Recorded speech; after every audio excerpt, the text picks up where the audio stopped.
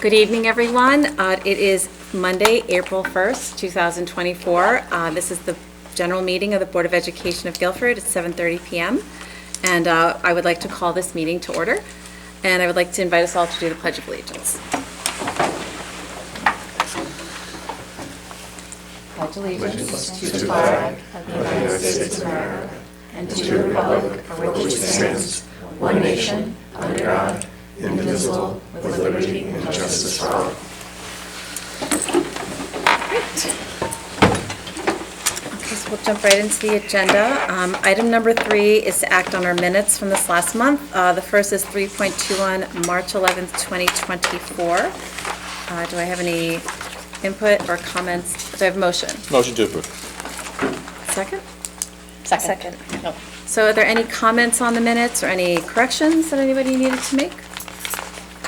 I have one comment. I just want to see Sure. which meeting it's on.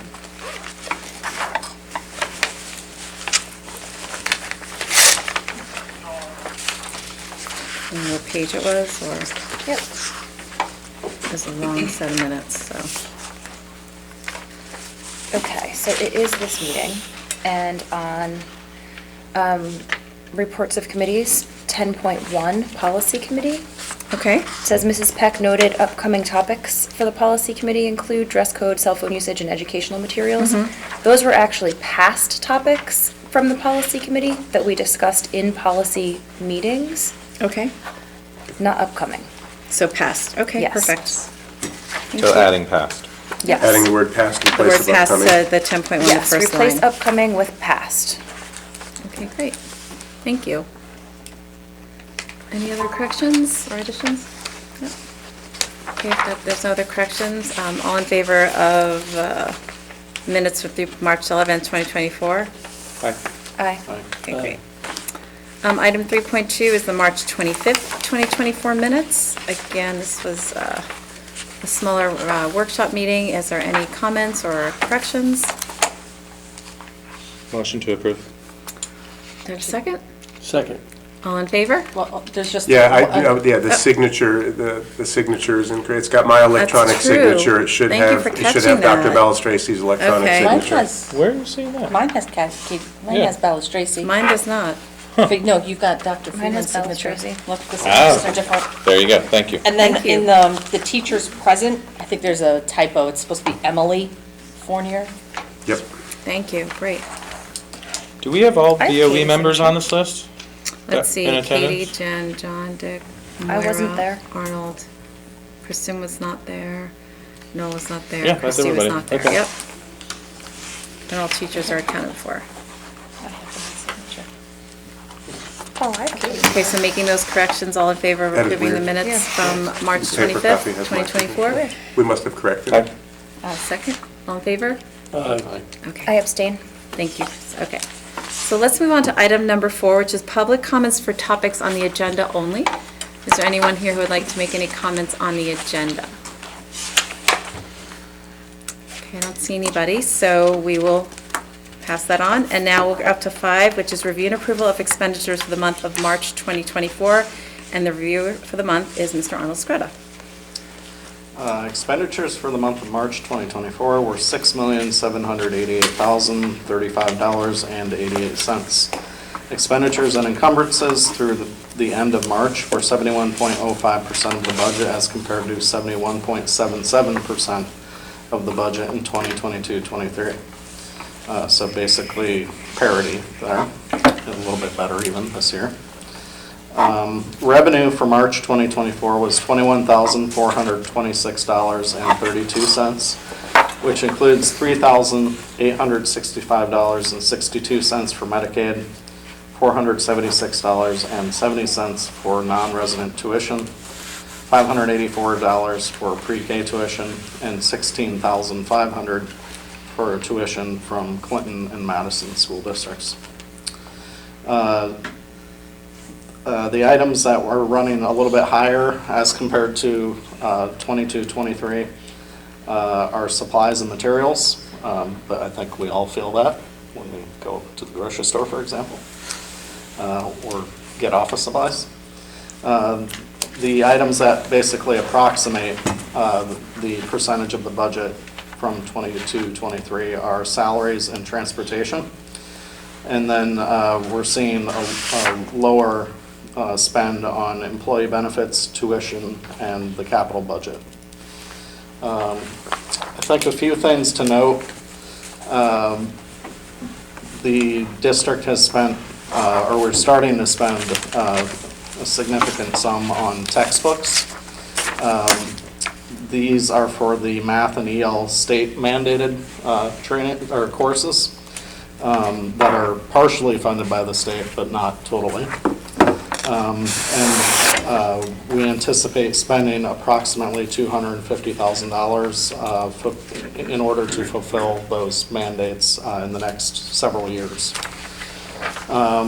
We spent in the month of March over $20,000 on security improvements, as well as $88,000 on a Ford F-350 work truck. And that's going to be used by the facilities team. But it's worth noting that a percentage of that truck will be reimbursed by insurance because it was actually purchased to replace a vehicle that was crushed by a fallen tree. And it's under the capital lease. So we're able to own the vehicle outright right away, and we get a much more favorable interest rate on it than we would under a normal automobile loan. It's also worth noting that workers' compensation and general insurance, we basically wrapped up payments to those for the year. And though general insurance came in 7% under budget, over 7% under budget, and workers' compensation came in approximately 8.5% lower than budgeted.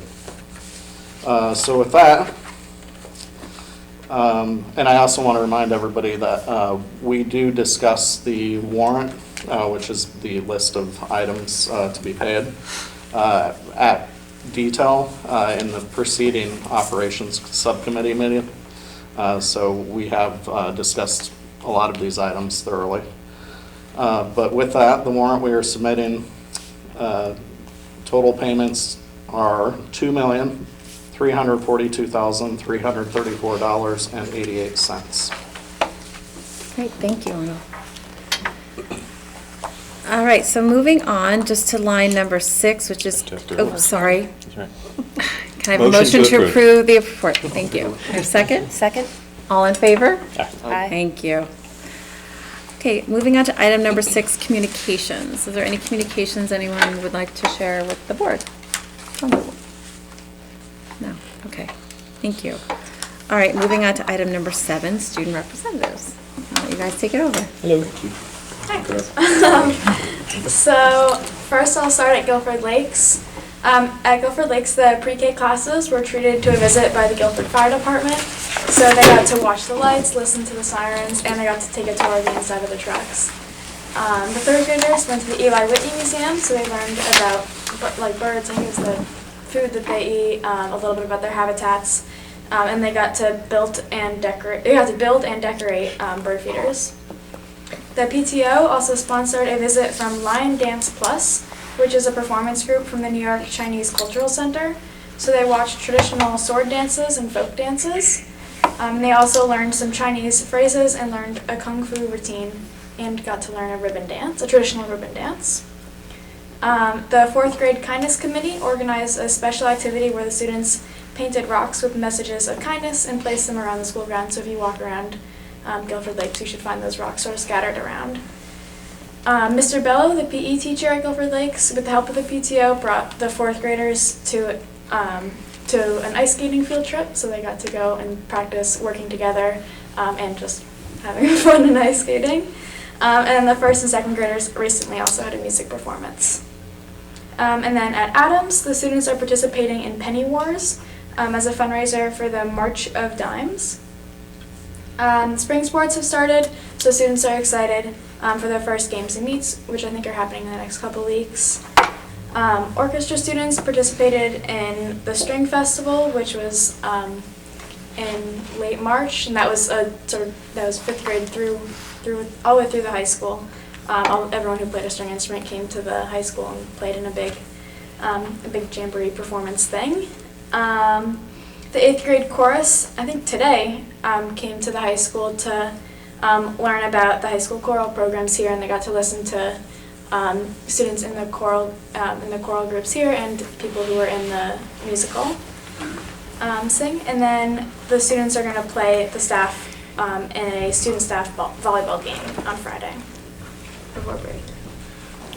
At Calvin Lee, the Art Night Out was Friday, March 22nd, and it featured a silent auction, a live auction, raffles, music, and a food and cash bar. The parent-teacher organization will direct funds from the Art Night to the Makerspace, classroom supplies, field trips, all that, and much more. And Elite School concerts are coming up sooner than later, and the kids, the administrators, and the music teachers are all very excited. The concerts are going to be held in the gymnasium at Lee. The 3rd and 4th graders are going to perform May 2nd at 2:30. And the kindergartners, 1st graders, and 2nd graders will perform May 16th at 2:30. For Melissa Jones Elementary School, Melissa Jones 3rd grade students were visited by an MSJ alum, Jake Galdwin, who works at Disney World as a cast member. He shared his experiences as a Disney cast member, which he coincided with the students reading Peter Pan. The 1st grade students were treated to a visit from a beekeeper, which was a wonderful compliment to the work they were doing studying bees. In the beginning of this month, Melissa Jones students will participate in after-school enrichments where they can learn cooking, yoga, participate in drama, Zumba, chess, and a bird academy, and many other exciting opportunities. And for Baldwin, this Thursday, the Student Council is sponsoring a dance party at Baldwin, and the theme will be Enchanted Forest. There will be 2 sessions, one for the 5th grade students and another for their 6th grade students, to enjoy music and fun with DJ Dennis. Many thanks to Mrs. Gallagher and Mr. Vitale and the members of their Student Council for organizing the event. Believe it or not, the fourth quarter of the year begins later this week for them, and with the start of the quarter comes the process of planning the end-of-year experiences for their students. This includes Baldwin Carnival, the 6th grade Baldwin Bonanza Day, their stepping up ceremony, and other activities. They work closely with the Student Council and the PTO on this planning. All of those at Baldwin Middle School wish everyone a wonderful April vacation. And then at the high school, there's a lot of stuff happening tomorrow. So the freshmen are going to be watching a series of presentations from some important community speakers. The sophomores are taking PSATs, the juniors are taking SATs, and all the seniors don't have to come in. So we're a little excited. The spring sports are beginning. So I think this week is the first competition week. So I think there's a baseball and a softball game, or not basketball, baseball and softball game I think today. The musical is very successful earlier this month. All 6 shows were sold out and they're all very well received. A lot of senior college decisions were released in the last week. College or other future life plans is definitely on the minds of many seniors. Juniors are getting ready for prom, so tickets are being sold now, and lunches and things like that. Also recently there was a concert at Woolsey Hall, so that was a lot of the music groups got to perform there. So we're grateful that Yale was willing to host us again. And the String Festival happened, which I talked about before. And then this year 9 students are going to be attending this year's Music All-State Festival, so they're going to spend a couple of nights up in Hartford playing in various select groups, working with sort of well-accredited musicians, and they get to watch a couple of performances. The 3rd quarter of the high school, I think it ended, right?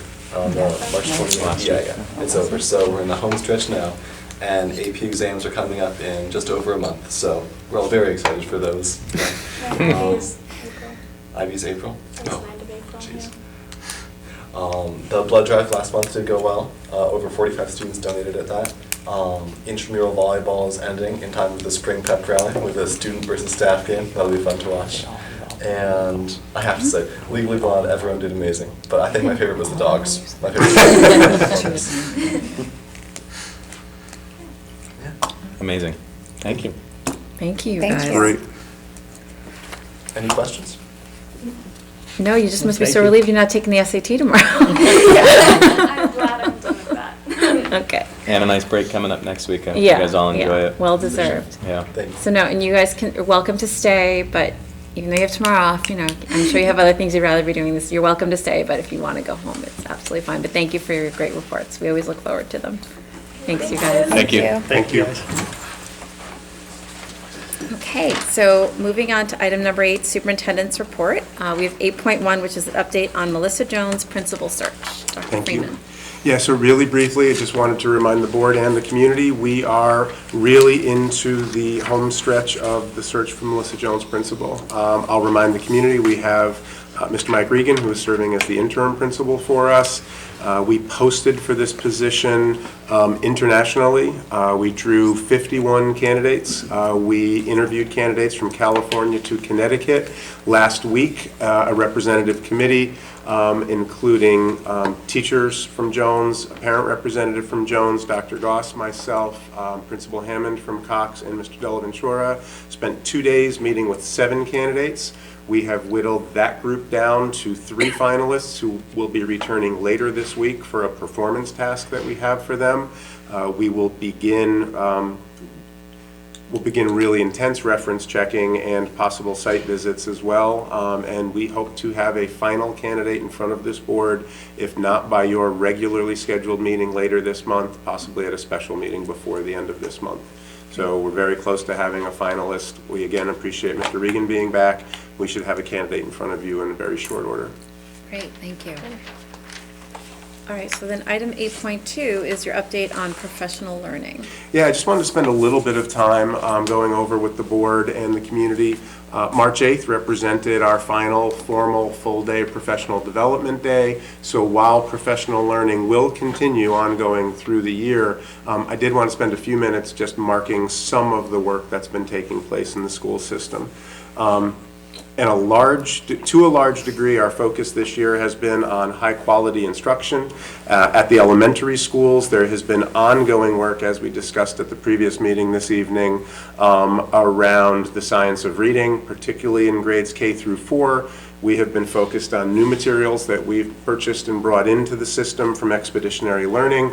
It is bolstering the balanced literacy approach that we have always taken. It brings us fully into alignment with the new state mandates around the science of reading.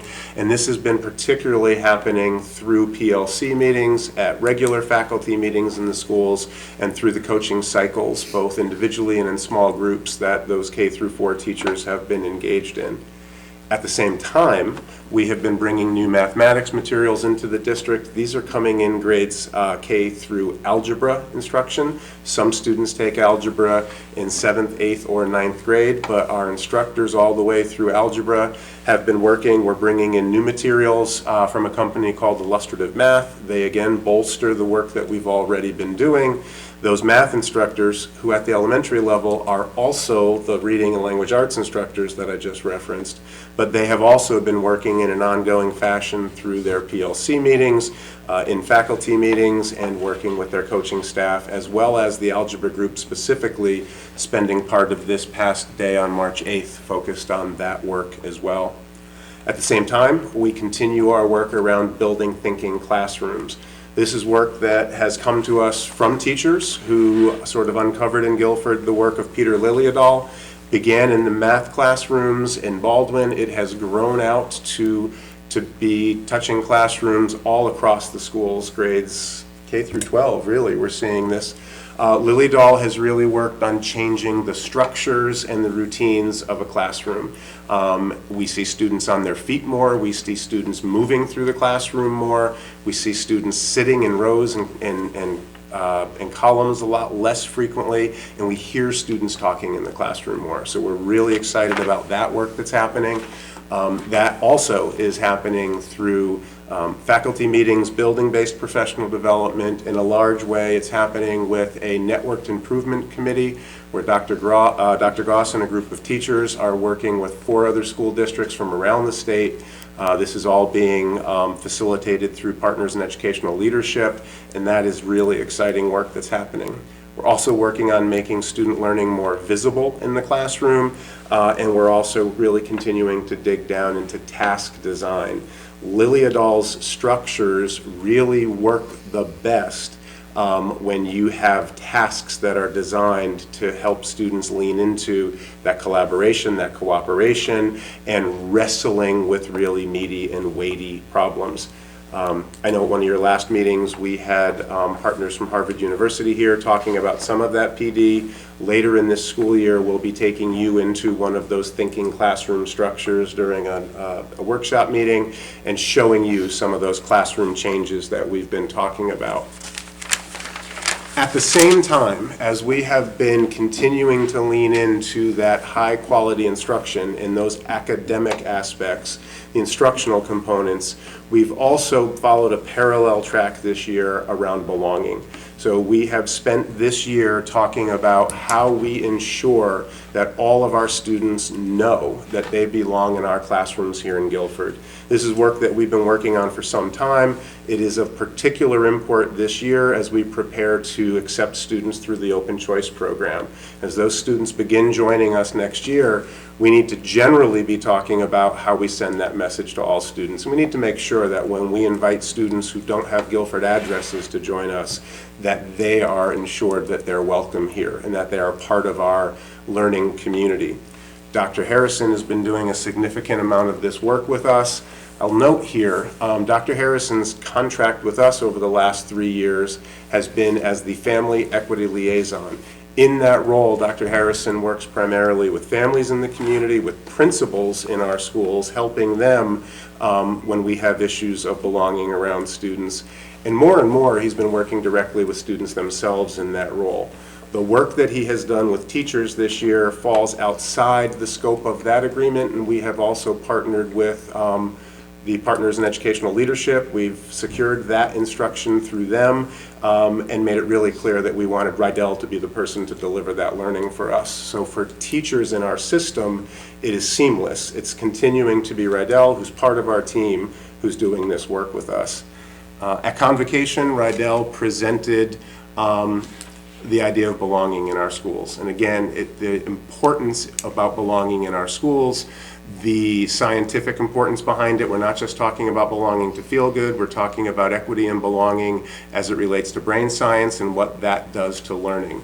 If you don't feel that you belong in a space, it's really hard for you to be able to learn in that space. When you know that you belong in that space, it opens up all kinds of opportunity. Specifically, as this year has unfolded, Dr. Harrison has focused on what barriers to belonging we need to be aware of as adults.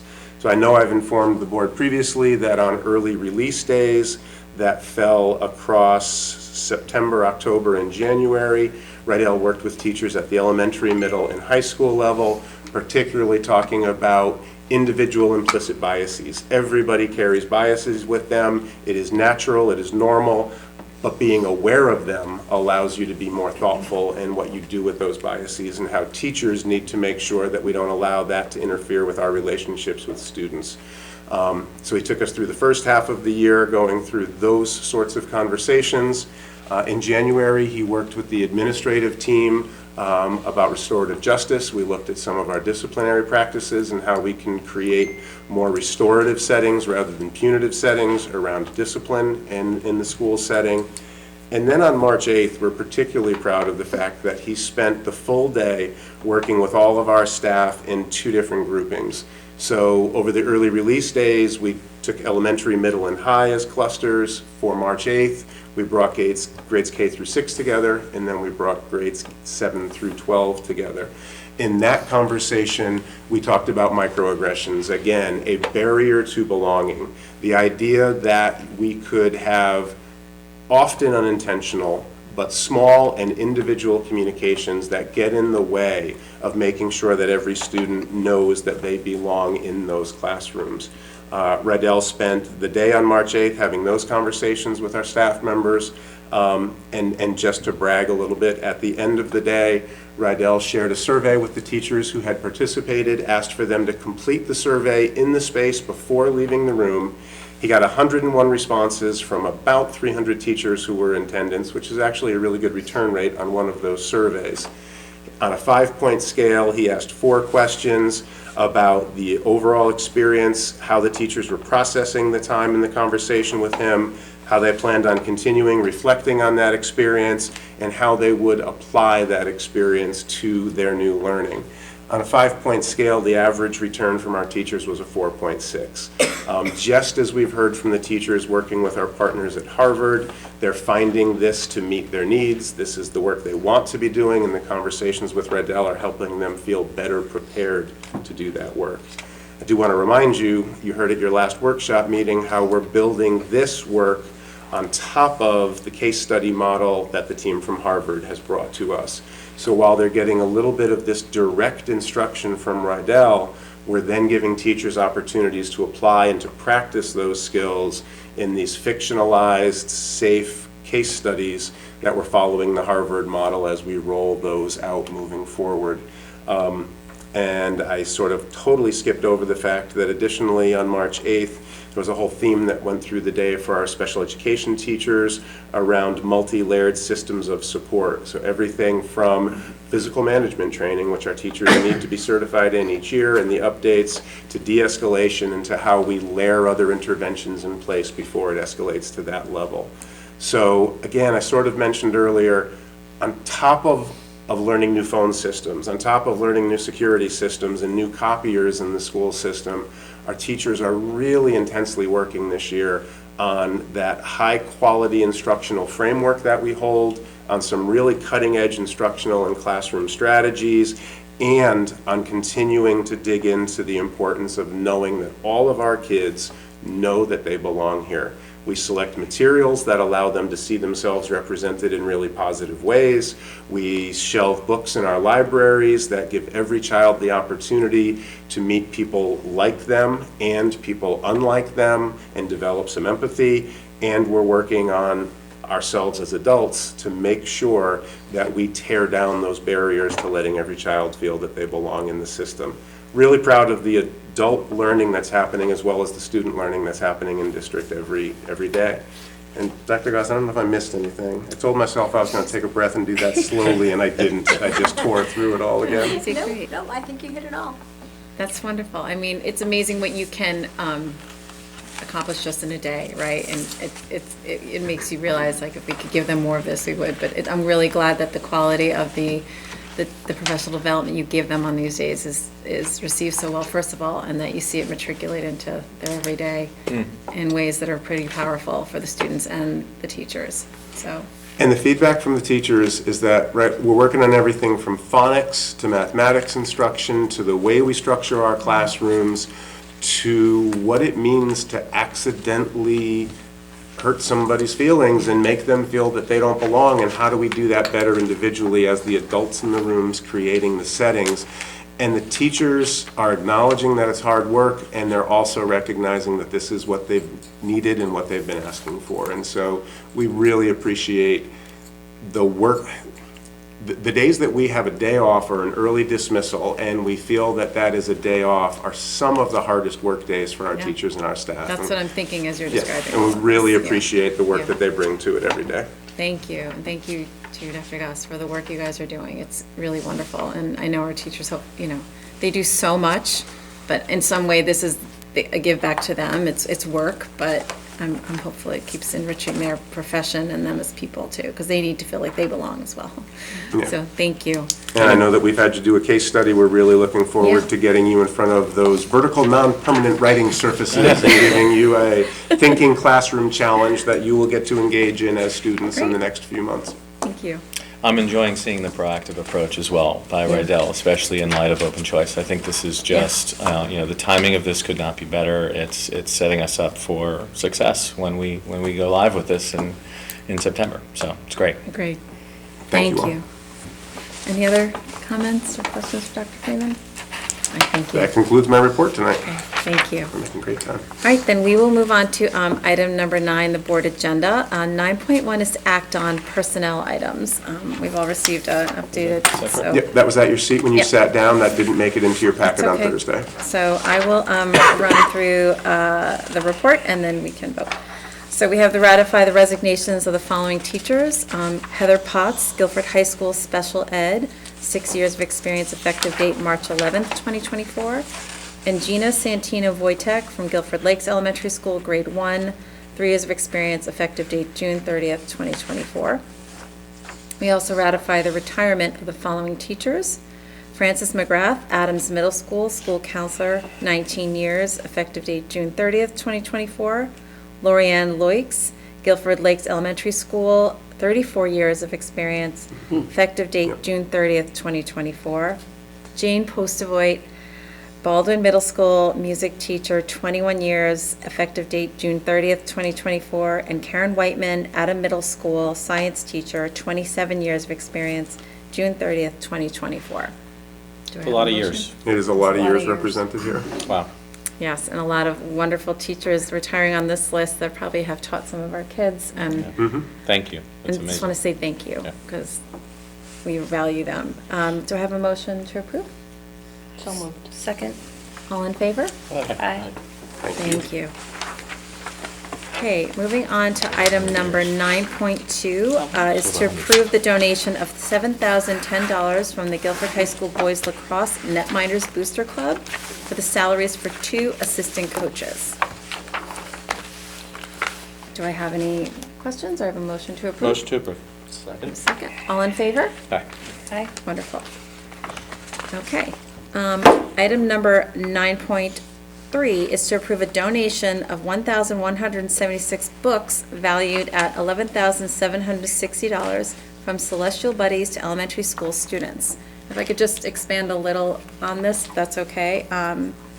This is a donation from a member of our community, Mr. Jonathan Silbert, who donated the book, Oh, What a Joy is a Solar Eclipse. And per the request, each elementary student will receive a copy of the book, and the remaining books will be put in the elementary school libraries. And this is very timely, Yeah. as we have a solar eclipse that I have a child who's leaving college for a day to go witness. The books are staged at Lathrop House, and It's with your amazing. approval tonight, we It's will begin fantastic. distributing them tomorrow, and every elementary student in our district will go home with one before the eclipse that I just occurs love on this. Monday. And then there will be additional copies to be kept in our school libraries as well. Wow. Really appreciative for this. Such a wonderful and generous donation from Mr. Silbert, and something that will literally impact every one of our elementary students. So do I have a motion to approve? So moved. Second. All in favor? Aye. Wonderful. That's a happy one. I like that. Okay, moving on to item number 9.4 is we have to act on participation in the healthy food option of the healthy food certification. So I'm going to, we read through the language, and we have 2 votes we have to take on this language on the certification process. So pursuant to Connecticut General Statutes, Section 10-215F, the Guilford Board of Education certifies that all food items offered for sale to students in the schools under its jurisdiction and not exempted from the Connecticut nutrition standards published by the Connecticut State Department of Education will comply with the Connecticut nutrition standards during the period of July 1st, 2024 through June 30th, 2025. This certification shall include all food offered for sale to students separately from reimbursable meals at all times and from all sources, including but not limited to school stores, vending machines, school cafeterias, culinary programs, and any fundraising activities on school premises sponsored by the school or non-school organizations and groups. Do I have a vote to approve that? So moved. Second. All in favor? Aye. Aye. Thank you. Thank you. Moving on to the second portion of this certification, the Guilford Board of Education will allow the sale to students of food items that do not meet the Connecticut nutrition standards, provided that the following conditions are met. 1, the sale is in connection with an event occurring after the end of the regular school day or on the weekend. 2, the sale is at the location of the event. And 3, the food items are not sold from a vending machine or school store. An event is an occurrence that involves more than just a regularly scheduled practice, meeting, or extracurricular activity. For example, soccer games, school plays, and interscholastic debates are events, but soccer practices, play rehearsals, and debate team meetings are not. The regular school day is a period from midnight before to 30 minutes after the end of the official school day. Location means where the event is being held and must be the same place as the food sales. Do I have a motion to approve? So moved. Do I have a second? All in favor? Aye. Thank you. Thank you. Well done. Okay, thank you. So moving on, that took care of item 9.4 and 9.5. 9.6 to act on the district diversity and hiring plan draft. And I will turn this over to you, Mr. Bowden, to explain what that is. Sure. In 2023, in state's legislative session, they passed the bill requiring school districts in 2020, starting in 2024, to create a district diversity and hiring plan, which specifically details the district's plans to not only attract but retain of our diverse teaching force. What you have included in your packet is the draft, the first draft of the proposed plan. It's a living document that we can add to as we move forward. It is a draft and requires board approval before I can submit it. I will be coming back in another month to this board with the final draft for the 2024-25 school year, which would include any additions or suggestions that not only the board may have, but our school administrators as well as they review the document.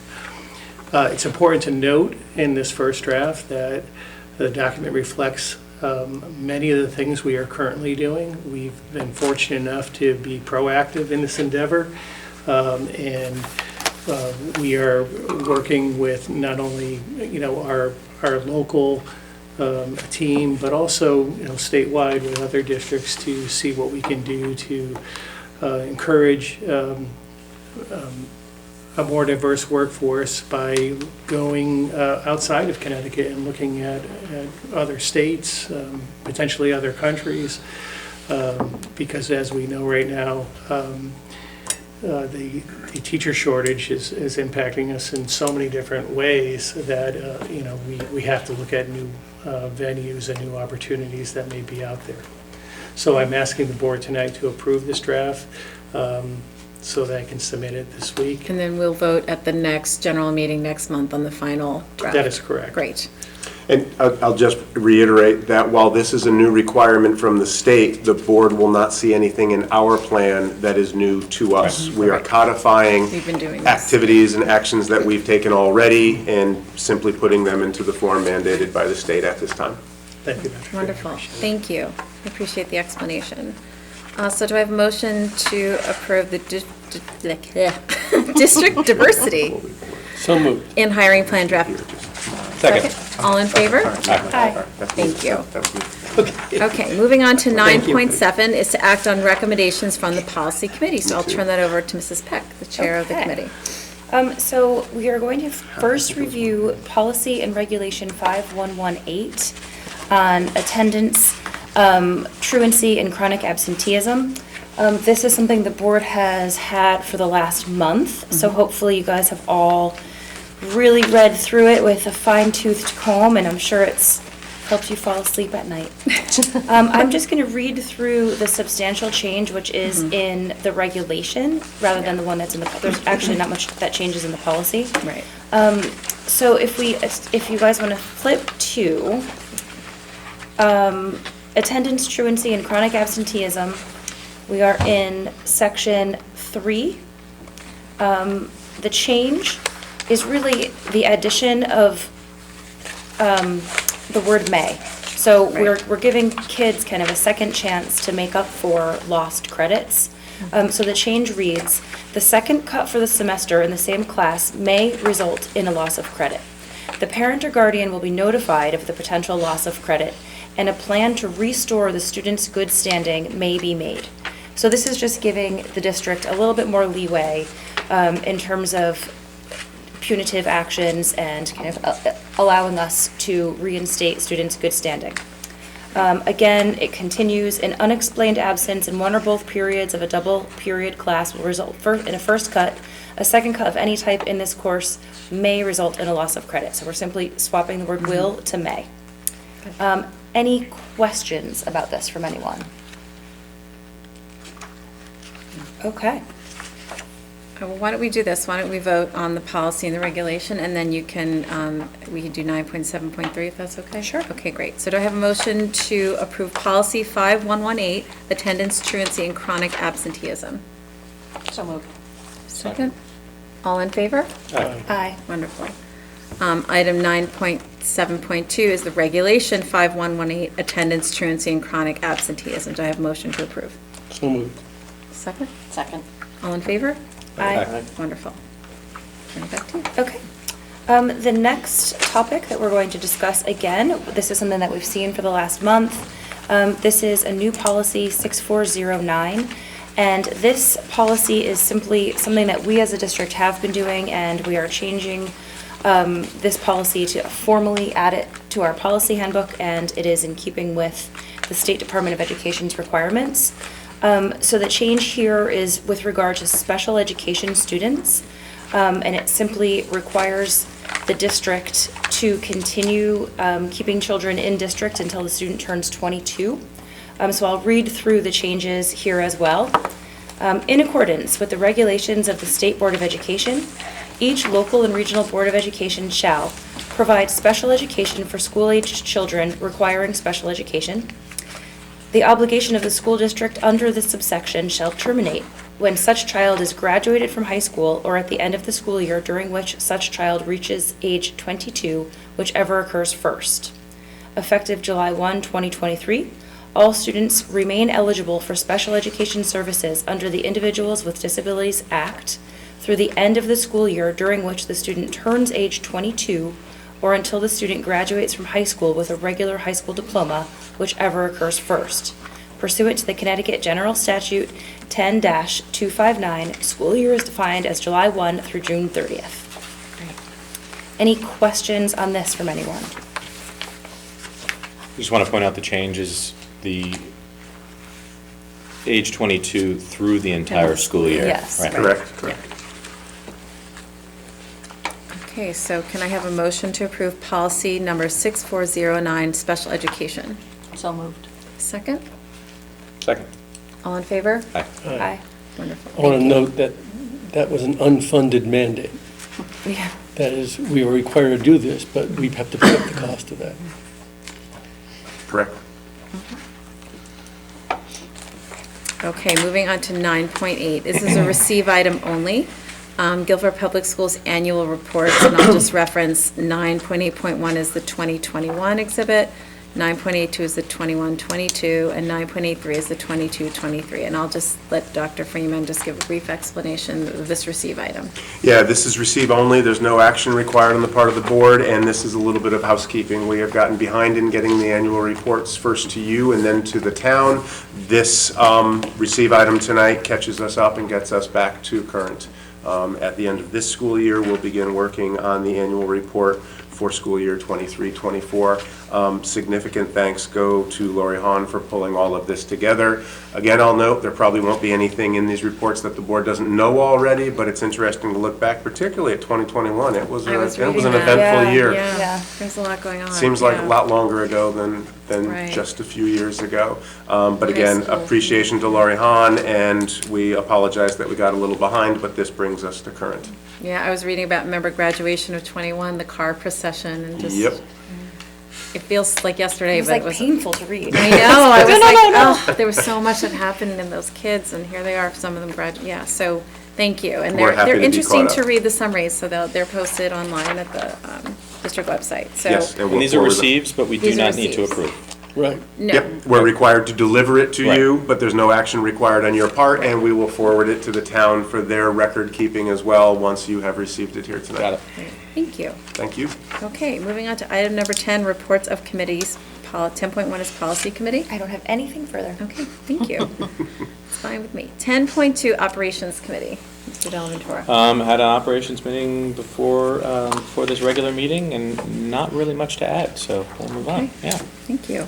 10.3 is Curriculum, Instruction, and Assessment Committee. Dr. Hirsch. On March 25th, we met and we were briefed by 3 teachers representing elementary and junior high school on the illustrative math curriculum which they're developing. Very exciting, coherent across grades. It sounds like a real advance in what we're doing, so that was fun. And we also heard a progress report on the changes and writing of the health and PE curriculum that is mandated by the state, which we'll have done in time, but we're 2/3 of the way through the process. Great, thank you. Item 10.4 is liaisons to town committees. I'm not sure if anybody has any reports on that. No? And then 10.5 is liaison to Learn Board of Directors, which we are still working on, and hopefully at some point we can have somebody there to report back to us on the great work of Learn. 11 is for public comments, limited to 3 minutes per comment. Is there anyone here who would like to make a public comment? Okay, I think a lot of our committee is busy. All right, then the last item is just number 12, which is closing comments from board members and or administrators. Is there anything that was not said yet that wants to be shared? Actually, Mr. Rader, I will note that tomorrow is the presidential primary for both the Democratic and Republican parties. There will be voting being held in 4 of our school locations, at Baldwin, at Cox, at Leet, and at Jones. Voting takes place in the gymnasiums. The gymnasiums will be separated from the function of the school during the school day, and the lots closest to those locations we've asked faculty and staff to stay out of so that community members and voters have access to those lots. The same thing will happen later in the school day, later in the school year on referendum day in town. Just wanted to remind the community that that will be occurring tomorrow. We will have additional support from GPD, from the Guilford Police Department, while we have community members coming onto school property during a school day. Well, then, on that note, I'll also share, it's a busy day in Guilford tomorrow. We have our annual town meeting tomorrow. This is part of our town charter. It's held every year, and this year it'll be held, this is to present the town budget. It's built in charter, so we hold the meeting. It's not our referendum when we vote. That will be in a few more weeks. But it's tomorrow night here at Guilford High School in the Performing Arts Center at 7:30 p.m., so just public notice about that as well. And if there's nothing else, I would love a motion to adjourn this meeting. So moved. Second? Second. All in favor? Aye. All right, have a great evening, everyone. Thank you. 47 minutes.